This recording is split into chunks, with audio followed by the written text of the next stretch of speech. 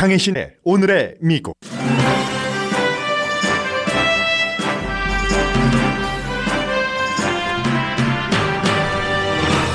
코로나 바이러스는 완화된 듯 보이지만 다시 위험해질 수 있다는 경고가 잇따릅니다.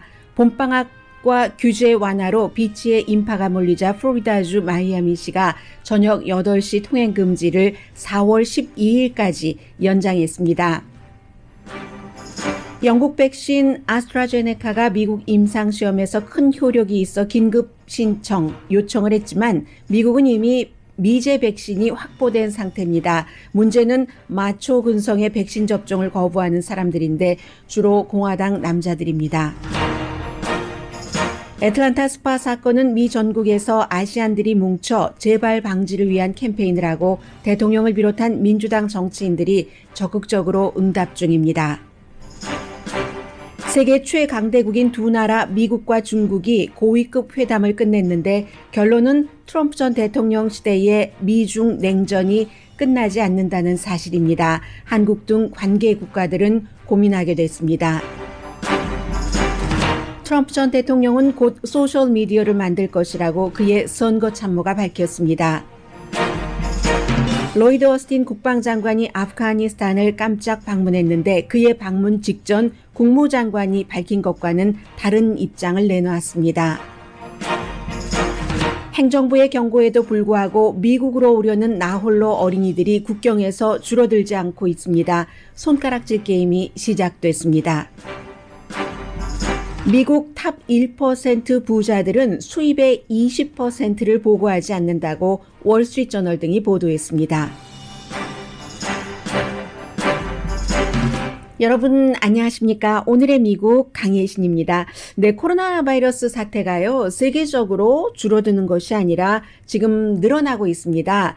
그래서 지금 나이 드신 분들께서는 이제 손주들도 껴안고 마스크 쓰지 않으시고 친구들과 대화도 하고 식당에서 식사도 하시고 하는데 이게 이제 또 번질 수 있다는 우려가 많습니다. 전문가들 사이에서는.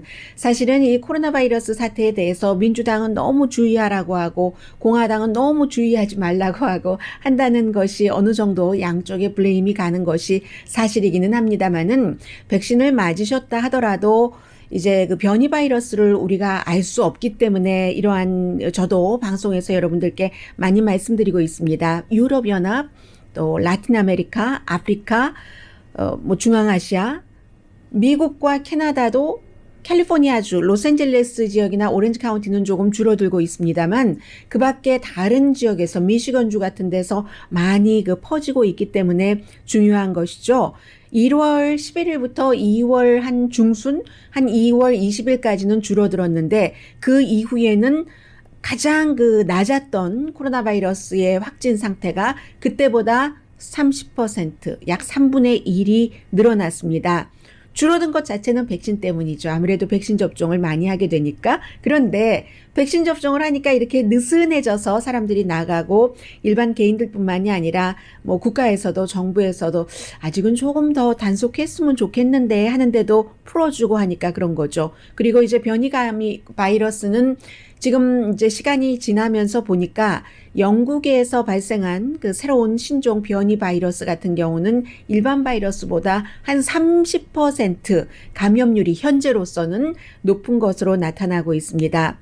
세계적으로 볼 때는 15개국에서는 성인의 25% 이상이 접종됐습니다. 이런 지역에서는 크게 늘어나는 것 같지 않아요.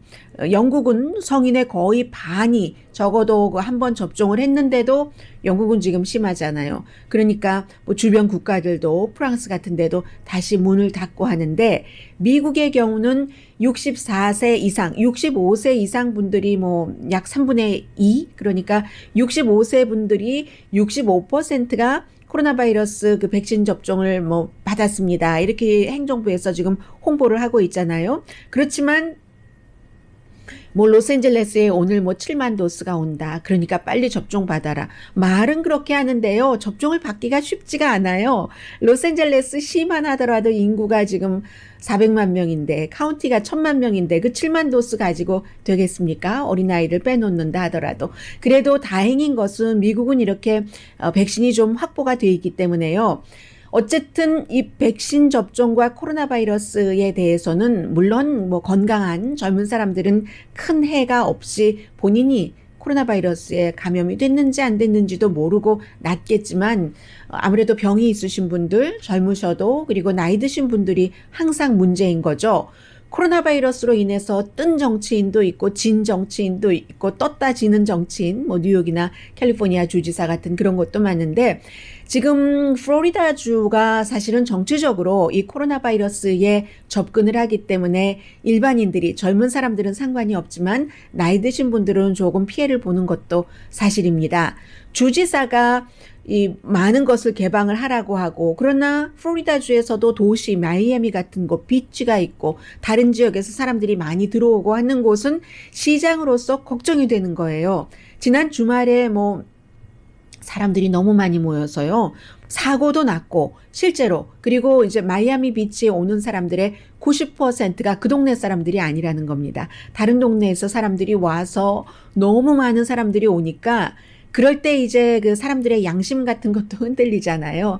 식당에서 음식 먹고 뒷문으로 그리고 요즘은 뭐도 많이 막아놓고 쳐놓고 뭐 이런 경우도 있을 테니까 돈 안 내고 나가는 사람도 너무 많고요.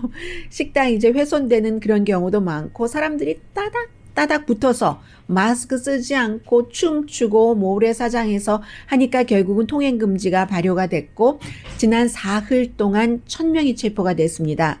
처음에는 이제 페퍼볼 같은 것만 쐈다가 나중에 뭐 총도 쏘고 그랬는데 어쨌든 그 주지사의 경우는 란 디사니티스 주지사가 지금 트럼프 전 대통령의 뒤를 이을 사람이다 이런 얘기가 많이 나오잖아요. 왜냐하면 뭐 얼마 전에 시팩도 플로리다 주에서 했고 트럼프 전 대통령의 이 코로나 바이러스에 관한 정책을 그대로 지금까지 따라왔었던 사람이 플로리다의 주지사입니다. 그래서 인기가 있어요. 공화당 사이에서는 이 주지사가 다 풀어라 하니까 이렇게 풀리는 것이고 도시 그 사람들이 많이 모이는 곳의 시장들은 지금 너무 걱정하는 것이고 그로 인해서 이 주지사는 계속 공화당에서 지금 인기가 올라가고 있고요.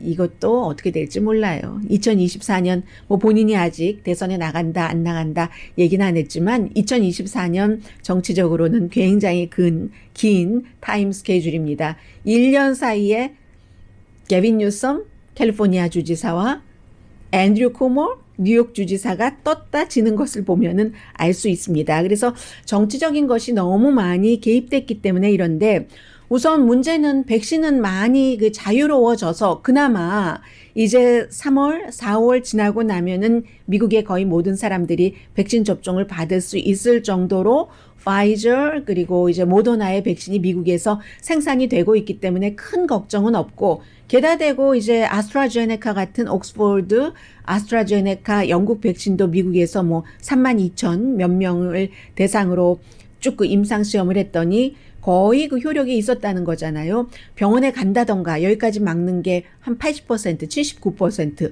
그것보다 더 심한 것을 막는 것은 100%다 이렇게 얘기를 하면서 또 심각한 부작용도 없었다고 하고요. 요즘 많이 얘기하는 혈전 이것도 사실은 이 애스트라제네카를 접종을 받고 생긴 혈전은 아니다 하는 것이 공식적인 그 세계보건기구의 발표였고 하니까 식품의약국에 긴급 그 사용 신청을 내려고 하는데 이 영국 백신 회사가 그런데 뭐 미국은 별로 상관없잖아요. 미국에서 지금 조달이 가능하기 때문에 이것을 어디에 보내느냐 우리 아직 어느 나라에 보낸다고 결정하지 않았어요. 이렇게 주말에 행정부에서 답을 하고 있는데 어쨌든 백신은 조금 지나면 있는데 맞지 않으려는 사람들이 많은 게 문제다. 영국의 가디언의 보도입니다. 미국의 배부른 지금 그런 소리, 주변 상황이 생기고 있는 겁니다. 예를 들어서 가장 최근에 NPR과 PBS 뉴스아워 그리고 마리스트의 여론조사 결과 공화당 남자들은요. 49%가 백신 접종을 안 받겠다고 한대요. 근데 이게 상당히 정치적인 것도 있고 마스크도 안 써도 된다고 했으니까 그런 것도 있고 또 하나는 더 중요한 것은 마초 근성이라는 겁니다. 자유. 국가가 왜 내가 마스크를 쓰든지 안 쓰든지 나에게 간섭을 해? 하는 이것 이외에도 마초 근성. 아니 내가 그까지 코로나 바이러스를 못 이길 것 같아? 아니 걸리면 걸리라 이렇게 얘기를 해요. 그 가디언과 인터뷰를 하신 뭐 74세의 분, 30 몇 살 되신 그런 분들이 아니 걸려도 나는 이길 수 있어. 이러한 것들. 또 어떤 분은 75세이신 분이에요. 란 그 홀로웨이라는 분이 가디언과 인터뷰에서 신이 우리를 창조할 때 우리 몸은 자연 치유되도록 그렇게 만드셨다. 면역력을 얘기하는 거죠. 그러니까 필요 없다는 얘기예요. 그리고 이제 거기에 음모론 같은 것도 많이 들어가 있기 때문에 너무 급히 만들었기 때문에 저거 위험한 거야. 뭐 그런 뭐 인구 조절을 하기 위해서 만들었다는 그런 되지도 않는 그 주장을 하는 음모론도 있잖아요. 그런 얘기. 그리고 최근에 또 언론 역할도 크죠. 팍스의 터커 칼슨 같은 경우는 바이든 행정부를 호되게 비난을 했습니다. 이 백신 맞지 않는다고 뭐라고 하지 말고 합리적으로 뭐가 백신을 맞았을 때 베네핏인지 설명을 해라. 아니 how many times 설명을 했습니까? 얼마나 더 설명을 합니까? 설명을 하기 죄송할 정도인데 그렇게 얘기를 하고 있고 터커 칼슨이 백신 접종을 받았는지 안 받았는지 저는 그것이 궁금해지더군요. 그리고 이제 영국의 공공재단이 보마운트 파운데이션이라는 데서 3월 13일에 이제 조사를 해봤더니 확실하게 공화당이 민주당에 비해서 백신 접종을 안 받겠다는 거예요. 원래는 이게 그 전염과 부작용을 생각을 해서 우리가 백신 접종을 받는 거잖아요. 그런데 이제 그 정치적인 것이 개입이 되고 마초 근성 나는 강해. 그리고 원래도 트럼프 전 대통령을 지지하시는 분들이 대체적으로 트럼프 전 대통령의 마초 근성을 굉장히 좋아했거든요. 아무 되지 않든지 말이라도 시원하게 하잖아. 뭐 이런 거 있잖아요. 그런 분들이기 때문에 또 이 백신에 대한 태도가 그럴 수도 있다라고 유니버시티 오브 미네소타의 아니 이런 학과도 있네요. 가이 본드 체어. 가이 본드 하니까 뭔가 그 마초 근성과도 연관되는 심리학과 이 가이 본드의 그런 그 학과의 그 최고 총책을 맡고 계시는 교수님입니다. 파나이오타 캔두라는 교수님이 그런 얘기를 하고 있어요. 부작용과 전염을 생각해서 맞아야지 되는데 나는 마초거든. 이런 생각을 하고 있다는 거예요. 물론 이런 분들 가운데서도 지난해 9월, 10월보다는 지금 백신을 맞겠다고 하시는 분들이 상당히 많으니까 변화가 있는 것이고 앞으로 이제 더 변화가 있을 가능성들이 있는데 그래도 기본적으로는 이제 백신 맞으신 시니어 분들이 시니어들끼리 함께 이렇게 식사하고 하시는 그런 모습은 한쪽으로 좋죠. 다만 이제 플로리다 마이애미 비치처럼 정말 옆 사람과 다 팔이고 몸이고 어깨고 닿은 상태에서 춤추고 그러거든요. 그런 것을 피한다면 백신도 맞지 않고 그래서 이제 뉴저지주가 결국은 경제 개방하는 것을 늦추기로 결정을 했습니다. 바이러스의 그 움직임을 보니까 지금 오픈하면 우리가 확 올라가겠는데 하는 판단을 한 것이죠. 이쪽 캘리포니아주 로스앤젤레스와는 조금 다릅니다. 그래서 개인적으로 여러분들 모두 그 사시는 지역에 따라서 그리고 개인의 건강, 여러 가지 가족 상황, 나의 외출 패턴 이런 것들에 맞춰서 조심을 하시길 바란다 하는 뜻에서 말씀을 드렸고요. 그리고 이제 지난 주말에 굉장히 중요했었던 두 가지 이슈가 있었는데 하나는 텔레비전을 보면은 켜기만 하면 그 시사 토크쇼에서 이민, 국경을 보여줬어요. 그 문제는 맨 마지막 부분에 전해드리겠고 미국의 아주 중요한 이슈이기 때문에요. 그리고 또 하나는 애틀랜타 스파의 총격 사건 속보인데 이 내용은 그 캘리포니아주에서 특히 이제 가장 중국계가 많이 살고 있는 뭐 샌마리노 뭐 이런 데 있잖아요. 아람브라, 그 파사디나 인근 그쪽에서 시위가 굉장히 많았었고 아시안 혐오하지 말아라, 가디나, 오렌지 카운티에서도 마찬가지입니다. 물론 그 애틀랜틱 그 스파 총격 사건 자체가 정말로 아시안을 겨냥한 혐오 범죄였는지 아니었는지는 지금 수사 중이고요. 그리고 용의자가 어떠한 그 성에 대한 집착, 도착, 뭐 중독 이런 증세를 앓고 있었던 것도 사실이고 그렇기 때문에 교회에서 어제 예배 보고 나서 제명을 시켰더군요. 교회에서 죄진 자를 보호해 주는 게 아니라 너는 죄를 졌고 신의 뜻과 다르고 신을 배반했기 때문에 제명한다 하고 제명을 했어요.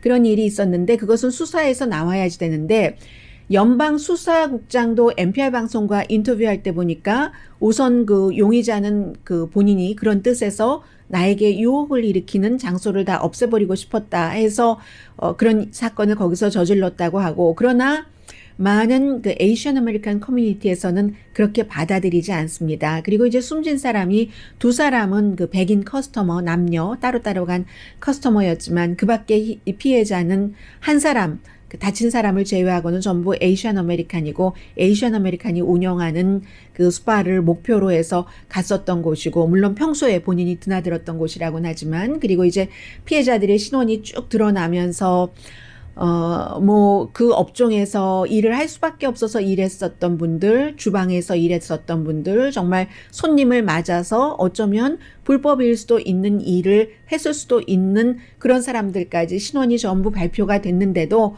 이제 그분들이 참 힘들게 사신 분이잖아요. 한국 분들 같은 경우는 미군과 결혼을 해서 미국에 왔다가 뭐 어디 그 미군 기지가 있는 데서 살다가 이혼하고 아이들 데리고 뭐 이렇게 평생을 살아오신 분들 그리고 또 어떤 분은 한국에서는 초등학교 선생님이었는데 이혼하고 아들 둘 키우면서 이제 그렇게 그런 일을 하게 됐고 경찰에 체포된 적도 있었고 하는 그런데 이 많은 분들에게 사람들이 너 왜 그런 직업을 선택을 해서 죽어 싸지 이렇게 말하는 사람은 거의 없습니다.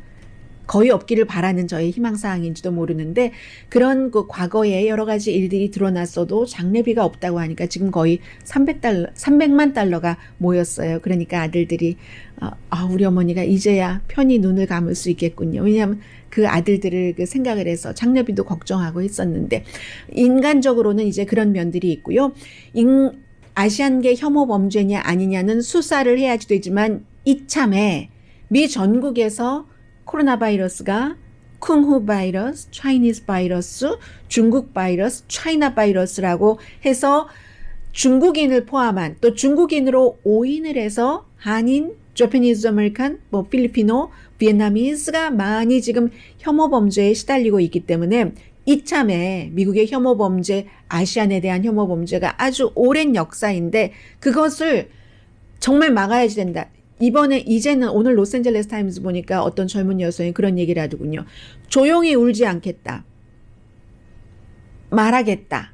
라고 얘기를 합니다. 그래서 조지아주에서 그 혐오 범죄에 관한 법이 조지아주가 미국에서 없었던 4개 주밖에 안 되거든요. 그런데 지난해에 이제 백인들에 의해서 흑인이 처참하게 숨지고 나서 혐오 범죄라는 것을 만들어서 인종, 남녀 차별, 또 모습 아니면 장애인 차별 이런 것을 해서 범죄를 저지르면 혐오 범죄라고 하기로 했는데 이번에 케이스가 어떻게 돼야지 될지는 봐야지 되지만 전국적인 아시안 혐오 범죄가 일어나고 있는 상황에서 발생한 사건이기 때문에 이걸 계기로 에이시안들은 뭉친다 하는 모습은 분명히 보여주고 있고요. 조지아주의 샘박, 조지아주에서 현재 유일한 한국계 하원 의원이죠. 젊은 민주당 하원 의원 그리고 이제 새로 당선된 흑인계 또 주이시계의 연방 상원 의원 주말에 바이든 대통령, 카멜라 해리스 부통령도 가서 에이시안계 지도자 맡고 문제가 어디에 있었던 동기가 무엇이었던 에이시안들에 대한 혐오 범죄는 멈춰야지 된다 하면서 뭐 3월 22일이 오늘인가요? 오늘까지 희생자들을 위해서 조기를 개항해라 하고 한 것까지 있고 하니까 이번에 에이시안들은 지금 뭐 수백 군데의 그 단체들이 모여서 기금을 딱 마련을 해놓고 3억 달러를 마련해 놓고 연방정부에 2억 달러를 예산에 책정해 넣으라고 얘기를 합니다. 그렇게 해서 앞으로 만일의 사태에 있을 수도 있는 에이시안계 혐오 범죄를 막기 위해서 교육시키고 혐오 범죄의 피해자가 되신 분들을 치유해드리고 재정적으로도 도와드린다는 이런 일까지 하고 있으니까 미국에서 그 에이시안계들이 이렇게 한꺼번에 뭉쳐본 적도 흔치 않은 일이고요. 또 하나는 이제 그 총기에 대해서 용의자가 다 당일에 총을 쏴서 몇 시간 뒤에 사건을 저질렀기 때문에 아니 그렇게 총을 쏴기가 쉬워 하면서 지금 애틀란타 조지아주의 민주당 정치인들은 조지아주에서 총을 살 때 닷새 동안 기다릴 수 있도록 하는 그러한 안을 지금 내놓을 예정이거든요. 이 용의자 같은 경우도 내가 평소에 그 성에 대한 욕구, 거기 가면 그럴 수도 있을 거야. 뭐 이렇게 하면서 거기를 없애버려야지 되겠어. 만약에 그것이 몇 %가 됐던 굉장히 복합적인 이슈가 되리라고 보여지는 게 상식적인 판단 아니에요. 사건에 대해서. 그런데 그것도 얼마인지 그 사건에 들어가 있다면 대기 기간이 닷새 있었다면 당장 그날 사건은 안 일어날 수도 있었다. 해서 조지아주의 민주당 정치인들은 만약에 총을 살 때 대기 기간을 닷새를 두고 나면은 조지아주에서 총기로 인한 그 폭력 범죄가 17%는 줄어든다. 자, 여기까지가 애틀란타 시에서 발생을 한 총격 사건 속보입니다.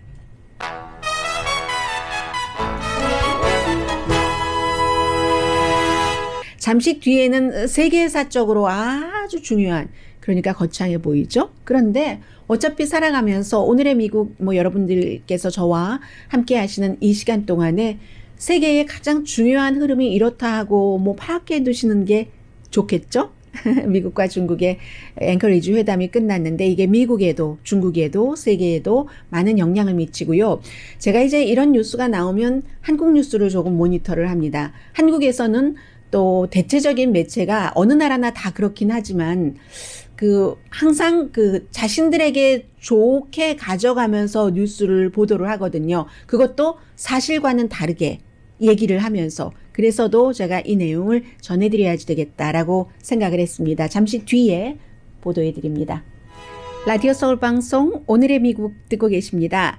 네, 중국하고 이제 미국하고 당분간 고위급 회담은 없을 것 같으니까 이번에 이틀 동안 지난 주말에 앵커리지에서 했었던 그 고위급 회담은 앞으로 미국과 중국이 어떻게 갈 것인가. 일단 이 바이든 대통령 임기는 4년이지만 임기 초반에 어떻게 갈 것인가 하는 것을 분명히 보여줬습니다. 한마디로 기본적으로는 트럼프 전 대통령 시대에 굉장히 적대적이었죠. 미국과 중국이. 처음에는 그렇지 않았지만 그것이 누그러지지 않을 것이다 하는 것을 일단은 보여줬습니다. 미국에서 국무장관과 국가안보보좌관 앤서니 블링켄과 또 잭 설리반, 그리고 중국에서 왕이 외무상과 양재츠 공산당 정치국원이면서 이 양재츠는 시진핑 중국 국가주석의 어떤 대사 가운데서 최고 으뜸 대사 이렇게 생각하시면 될 것 같습니다. 그래서 이제 먼저 미국에서 아주 긴 불만을 얘기를 했죠. 미국의 블링켄 국무장관이 중국의 민주주의에 대해서. 이 얘기는 금요일에 제가 잠깐 말씀드렸었던 것 같아요. 대만에 대해서 군사 위협을 하고 홍콩을 어떻게 그렇게 압박을 할 수 있으며 우이구르족은 또 어떻고 또 게다 대고 세계 질서를 위협을 한다 했더니 중국에서 니네나 잘해라 이렇게 얘기를 했잖아요. 양재츠가. 내정 간섭하지 말고 군사 개입하지 말고 또 경제력을 사용을 해서 우리 중국을 망가뜨리려고 하지 말고 미국 니네가 인권 위반이잖아 하면서 이번에 애틀란타의 얘기를 하진 않았지만 블랙 아메리칸을 대량 학살하면서 뭘 그래. 누가 누구한테 민주주의를 말해. 이렇게 얘기를 했죠. 제가 여기서 애틀란틱 제가 애틀란틱 어떤 소설을 자꾸 생각이 났어요. 아틀라스 슈러그드라는 그 소설이 생각나서 자꾸 애틀란틱이라고 가끔 말씀드릴 때가 있어요. 저는 그렇게 말씀드려도 여러분들께서 애틀란틱이라고 이해하시리라고 생각을 하고요. 그것은 언급하지 않으면서 차이니즈 아메리칸과 연관된 건데 블랙 아메리칸을 아프리칸 아메리칸을 학살하면서 뭘 그래 라고 얘기한 것을 보면은 중국에서부터 완벽하게 이렇게 하기로 준비를 하고 온 것이다. 미국에게 치대기로 아주 그냥 강하게 쏘기로 이렇게 하고 온 것이다 하는 것을 알 수 있는 것이고요. 그런데 여기서 하나 봐야지 될 것은 미국이라는 나라와 중국이라는 나라가 지금 세계 1위, 2위입니다. 과거에는 소련과 미국이었지만 그렇게 해서 소련이 무너지고 트로이카 시대 나오고 고르바초프 나오고 마침 그때 레이건 나오고 해서 무너져서 그 다음에는 그 이후에 70년대 91년 이후에 계속 미국이 오다가 최근 몇 년 사이에 중국과 미국의 2강 구도로 가게 되는데 이렇게 두 개의 세계에서 가장 강한 국가가 사석에서 솔직히 말하면 좀 살살 해주세요. 미국도 그러잖아요. 우리도 다 우리 사정이 있어요. 중국식 이렇게 얘기하는 게 아니라 공개적으로 이 같은 비난을 하는 것은 정말 드문 일입니다. 외교잖아요, 지금. 외교부장이 왕위 그 외무상과 미국의 국무장관이 만나서 그것도 시진핑의 최고 대사와 미국의 바이든 대통령의 국가안보보좌관이 만나서 이런 얘기를 한다는 것은 전례 없는 일입니다. 보여주는 거죠. 우리 절대로 중국에 양보하지 않는다. 중국은 절대로 우리 미국에 양보하지 않는다. 뭐 2분 사진 찍고 뭐 모두 발언하고 하는 데서 15분을 잘잘잘잘 중국에서 했었다는 것 아니겠어요. 그런 것들이 이제 작심을 하고 온 거다. 왜 작심이요? 중국에 보여주기 위해서. 그런데 이제 말보다는 그 행동에서 더 또 알 수가 있죠.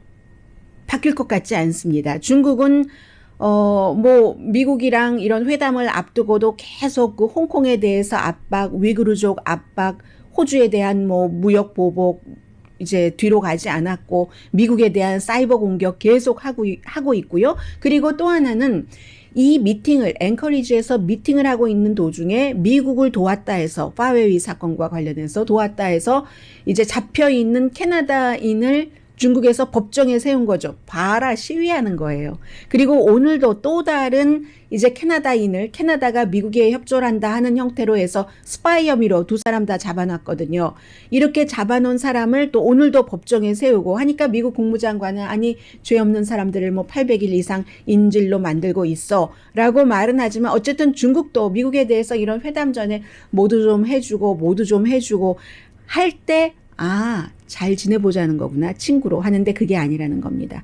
미국도 마찬가지예요. 미국은 글쎄요. 트럼프 전 대통령 때만큼 그대로라고 보기보다는 오바마 때와 트럼프 전 대통령 때와 중간 정도를 지금 바이든 그 현 대통령이 가고 있다고도 볼 수 있는데 전략적인 경쟁을 지속하겠다. 관계에 있어서 바이든 대통령의 표현을 그대로 쓰자면 extreme competition이라고 아주 극단적인 경쟁이다. 적으로 보진 않는다. 적으로 보면은 1대1 똑같다고 보는 건데 아직 중국을 조금 아래로 보겠다는 기본적인 그런 그 마인드가 깔려 있는 것이죠. 하면서 동맹국들과 일하잖아요. 일본과 인도와 호주와 이번에 이제 4개국 그 콜드 회담을 하고 나서 일본에 갔다가 한국에 갔다가 앵커리지 회담을 하는 거잖아요. 이 국무장관과 국방장관이 같이 이렇게 그 일본과 한국을 방문을 하고 나서 그래서 더 대치로 갈 것이다 하는 것을 보시면 되고요. 이 중국도 국내용으로 강하게 했다 하지만 국내용으로 강하게 하면서 기후변화에 대해서는요. 다른 말을 해요. 중국에 가서 아주 미국과 이게 서로 우리가 잘 그 상호 이해관계가 좋아서 실무급 실무급 뭐라고 얘기를 했던가요? 실무급 합동 워킹그룹을 만들겠다라고 얘기를 했는데 미국에선 그렇게 말하지 않았거든요.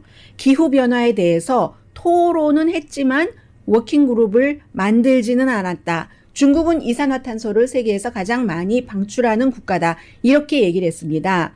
그래서 이제 앞으로는 내일은 중국이 주도하는 다국적 기후변화에 관한 미팅이 있고요. 여기에 이제 존 케리가 기후대사잖아요. 이 사람이 상원의원일 때부터 굉장히 기후변화를 강조를 했었던 사람인데 시진핑이 참석을 하고 바이든 대신 케리가 참석을 하는 것이고 그리고는 이제 이게 또 테스트가 될 수가 있죠. 내일 존 케리와 미국 기후변화 대사와 시진핑 중국 국가주석이 만나니까 바이든 대통령은 그에 비해서 4월 22일에 또 다국적인 글로벌 기후변화 정상회담을 주도를 하는데요.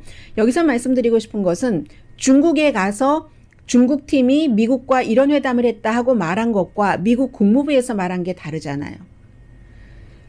미국의 국무장관과 국방장관과 한국에 가서 한국의 카운트파트와 만나고 문재인 대통령과 만났을 때 한국 보도와 미국 보도가 다릅니다.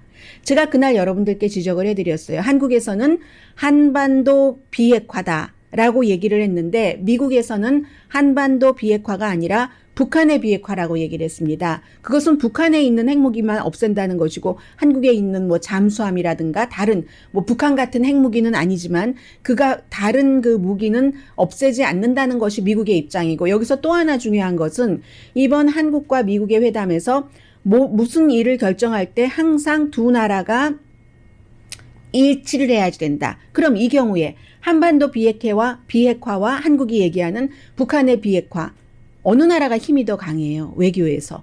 미국 맘대로 가는 거죠. 그렇게 될 경우는. 이게 서로 그 합의가 되지 않을 경우에 합의가 되면 상관없지만 합의가 지금 안 되고 있잖아요. 그리고 한국에서는 지금 한반도 비핵화라고 했다 하면서 한국이 일본에 비해서 이겼다. 뭐 이런 얘기를 많이 하고 있고 그거 절대 아니거든요.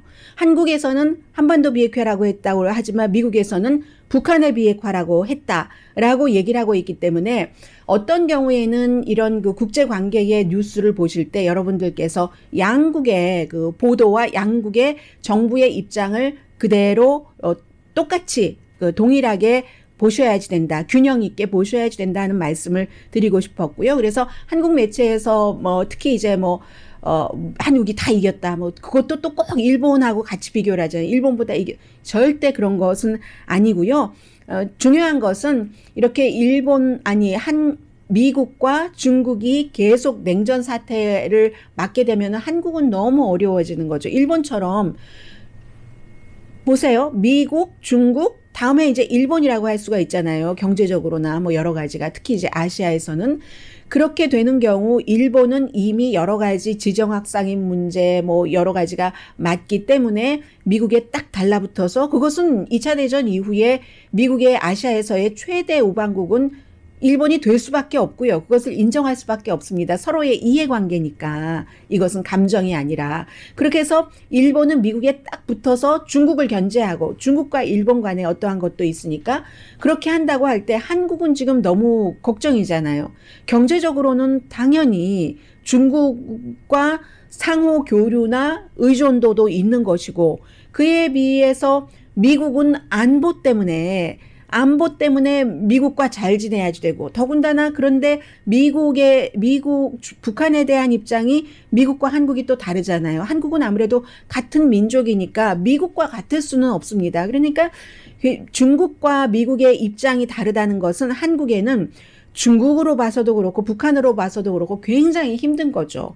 이번에 앵커리지 회담 끝난 뒤에 미국 국무장관이 뭐라고 얘기를 했냐면 우리는 북한 이슈에 대해서 아프가니스탄 이슈에 대해서 그리고 또 하나 어떤 나라 이슈에 대해서 얘기를 했는데요.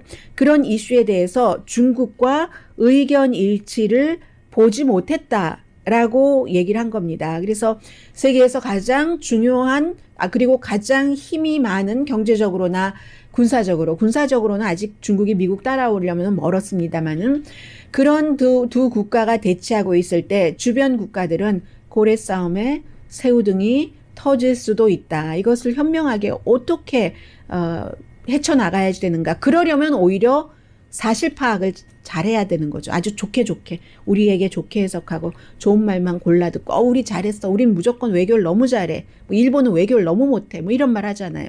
그런 걸 믿으면 지는 거죠. 현상 파악을 해야지 되고요. 잠시 뒤에 세금 보고 준비 좀 하세요. 저도 세금 보고 준비해야지 되는데 아직 못했어요. 잠시 뒤에 관련 뉴스 또 오랜만에 트럼프 전 대통령 관련 뉴스 짧게 전합니다.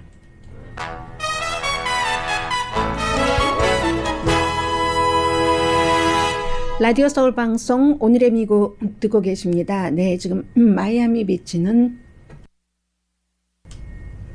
4월 12일까지 저녁 8시부터 다음날 아침 6시까지 이제 주말마다 통행 금지를 하고요. 그리고 하와이에서 세 분이요. 완전하게 백신 접종 2번 다 받으시고 기간 지났고 했는데도 바이러스에 감염됐다는 뉴스가 나왔습니다. 하와이에 KITV라고 있는가 보죠. 아일랜드 뉴스이라고 돼 있는데 그러니까는 그게 맞는 얘기죠. 지금 뭐 파이저, 바이오엔텍 백신이나 모더나나 전부 95%나 94% 막는다는 거잖아요. 5% 갭이 있잖아요. 게다 대고 변이 바이러스에 알 수 없음. 그렇기 때문에 조심해야지 된다는 말씀 자주 드리고 있는 거고요. 그리고 이제 세금 보고철이 오니까 오늘 뭐 월스트리트저널도 그렇고 많은 매체에서 탑 1% 부자들은 자신의 수입의 20%, 21%예요. 정확하게는 보고하지 않는다.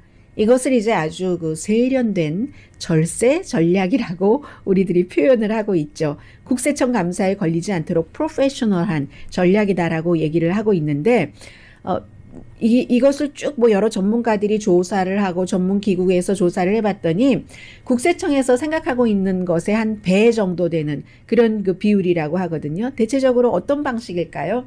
어느 나라나 다 마찬가지예요. 세련된 절세 하면은 어떤 경우 그게 이제 불법으로 되지만 해외로 자산을 빼돌리기, 부동산, 그리고 가까운 가족 회사에 뭐 어떤 식으로 한다던가 다른 파트너십을 한다던가 해서 오너의 세금, 개인 세금 보고를 하면은 뭐 기업세보다 어떤 경우 낮고 높고 이런 것을 잘 설정을 해서 이리저리 빠져나간다는 거예요. 그런데 국세청의 경우가 이런 뉴스가 왜 나오냐면은 국세청이 오랜 기간 동안 지금 예산을 계속 삭감하니까 허덕이고 있거든요. 그래서 국세청이 이런 것을 알았다 하고 뭐 예를 들어 세련된 절세 내지는 탈세까지 하는 사람을 많이 그럼 잡는다가 아니에요. 오히려 못 잡고 있는 겁니다. 예산이 줄어들어서 지금 그 세무 감사가 2010년에서 2018년 사이 46%나 줄어들었대요. 뉴욕타임스의 보도에 따르면. 그렇다고 그 뒷말씀은 안 드릴게요. 그리고 백만장자에 대한 감사는 백만장자라는 게 백만장자 이상 되는 사람들이죠. 61%나 줄어들었답니다. 이제 그런 사람들은 또 법적으로 다 준비를 하고 있기 때문에 더 조심스럽게 하는 것들도 있겠죠. 그래서 지금 미국의 세무감사는 1960년대 이후 가장 적다고 대체적으로 부자에 대한 세무 감사가 해서 며칠 전에 20일이 언제죠? 20일이 토요일이죠. 토요일 날 아침에 그 뉴욕타임스 보니까 사설에서 한 두 번째, 세 번째 문장 가니까 1조 4천억 달러를 더 걷어야지 된다. 1조 4천억 달러면요. 지금 1조 9천억 달러가 미국 사람들 뭐 정말 85%에게 1,400달러씩 줄 수 있는 돈이잖아요. 그런데 1조 9천억 달러에서 5천억 달러 모자라는 1조 4천억 달러를 더 거둘 수 있다. 그러므로 의회가 국세청에 그 세무감사를 할 수 있는 비용만큼의 예산을 늘려줘야지 된다. 국세청에 투자가 더 필요하다. 지금 이런 얘기를 하고 있습니다. 그리고 트럼프 전 대통령이 이것도 뭐 2달, 3달 있으면 된다고 하니까 되는지 안 되는지 뭐 2달, 3달만 있으면 되겠네요. 그런데 어제 이제 트럼프 전 대통령의 그 제이슨 밀러라고 그 자문인데 이 자문이 어떤 자문이냐면 그냥 시시한 자문이 아니에요. 2020년도 그 선거 캠페인 대변인이었거든요. 이 사람이 그 팍스 TV에 나와서 트럼프 전 대통령이 지금 뭐 페이스북도 못하고 트위터도 뭐 못하고 뭐 구글은 뭐 하라고는 했는데 별로 안 하는 것 같고요. 그러하니까 소셜 미디어를 본인이 만든다는 거예요. 뭐 얼마 전에는 또 뭐 그 뭐죠? 벽의 회사 그 마이필로우 가이가 만든다 하더니 같이 하는 건지는 모르겠어요. 구체적으로는 얘기하지 않았기 때문에 다만 한다. 트럼프 전 대통령이 2개월에서 3개월 사이에 소셜미디어를 한다라고 얘기를 하니까 많은 매체에서 트럼프 전 대통령 측에도 물어보고 또 트럼프 재단, 사업체니까는요. 재단이라고 해서 항상 많은 분들이 그냥 기구, 비영리 기구가 아니에요. 사업체 하는 그 회사입니다. 물어보고 해도 답변을 하질 않는데 뭔가 움직이긴 하겠죠. 그 움직임이 그 열매가 어디까지 갈지는 모르지만 지금 정치적으로는 이런 문제가 있고 바이든 그 대통령은요, 가장 논쟁적인 이슈가 일요일 어제 그 터크쇼에서 이민이었어요. 왜냐하면 최근 20년 사이에 국경을 넘는 사람이 가장 많다고 하니까 성인이 조금 큰 아이를 데리고 오는 경우는 돌려보내지만 6살까지 정도의 아이가 혼자 올 때는 거의 받아주거든요. 이 받아주는데 이게 물론 뭐 바이든 행정부가 들어와서 새로 뭐 일어난 것도 아니고 하긴 하지만 더 늘어난 것은 사실이에요. 쉘터도 부족하고 그러니까 게다 대고 요즘 뭐 민영 구치소 같은 데 비난이 많아서 돈만 벌고 제대로 안 한다 해서 비영리 재단이 운영을 하는 호텔에서 이 아이들을 묵게 하고 이거 누굴 받고 누굴 보내나 아주 쉽지 않은 답들이 너무너무 많은 겁니다. 그러니까 공화당 민주당에서 서로 손가락질이에요. 국토안보부 장관은 이거 바이든 때문에 그렇다는 비난에 대해서 트럼프 전 대통령 때문에 그렇다. 트럼프 전 대통령이 이민 시스템 전체를 망가뜨려 버렸다. 뭐 지금 이런 얘기들을 하고 있고요. 뭐 국경을 바이든 대통령이 오픈하지도 않았지만 바이든 대통령이 닫지도 않습니다. 어쨌든 그리고 또 민주당에서는 이런 얘기도 하죠. 공화당이 지난 4년 동안 그토록 혹독하게 이민 정책을 펼치지 않았으면 우리가 이번에도 드리머 안 같은 거 민주당만이 해서 통과시켰잖아요. 그런 것들을 우리도 그렇게 서두르진 않았을 것이다 라고 얘기하는데 이 이민 이슈가 바이든 대통령에게 가장 큰 도전인 것만은 분명합니다.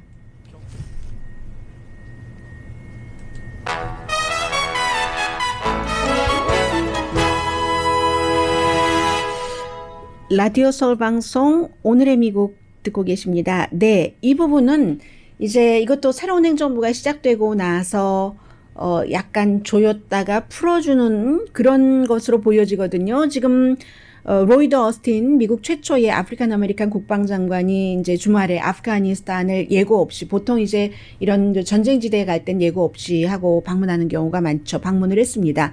방문을 해서 불과 며칠 전에 그 앤토니 그 블링켄 국무장관은 아프가니스탄에 5월 1일이 이제 트럼프 전 대통령이 딱 못 박아놓은 아프가니스탄에서 미군을 철군하는 시한이거든요. 그 전에 탈리반과 어떤 협상을 준비를 해라라고 강하게 얘기를 했는데 국방장관이 가서 국방장관 얘기는 대통령 얘기도 들어보고 하니까 아프가니스탄에 지금 굉장히 그 위험성이 도사리고 있다던데 꼭 5월 1일에 미군을 철군하지 않을 수도 있는 것처럼 얘기를 하면서 최종적인 결정은 대통령이 합니다라고 했거든요. 이것이 이제 주고받기의 그 미묘한 그 외교에서의 그런 것들 긴장하게 하고 준비하게 하고 그러나 기간을 조금 더 주고 하는 그런 기술이죠. 예술이죠. 글쎄요. 놀라움이 있을 수도 있겠으나 왜 시나리오 작가 뭐들이 주는 것이 중요한데 미나리가 오스카에서 시나리오 후보에 안 올라갔거든요. 기생충은 올라갔었거든요. 그래서 이번에도 그 미나리는 그 시나리오 후보에는 안 올라갔네요. 그래도 모릅니다. 항상 강희신이었습니다.